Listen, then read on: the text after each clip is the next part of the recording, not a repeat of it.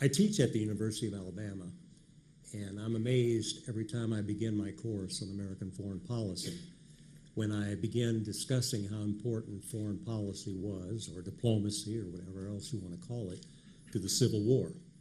And I try to remind my students, who can tell you just about everything about generals, about politics, about battlefields, how many muskets were used in such charge, and so forth and so on, that there is an international dimension to the war.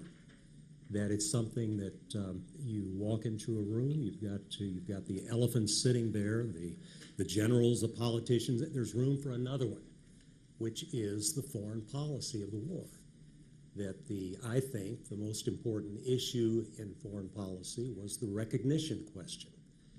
If the South, in the early part of the war in particular, had won diplomatic recognition by the British, which would have been followed probably by the French and the Spanish and the others, then the South would have been seen as a nation, and it would have been qualified to secure military and commercial treaties and have all the things that go with being a nation state.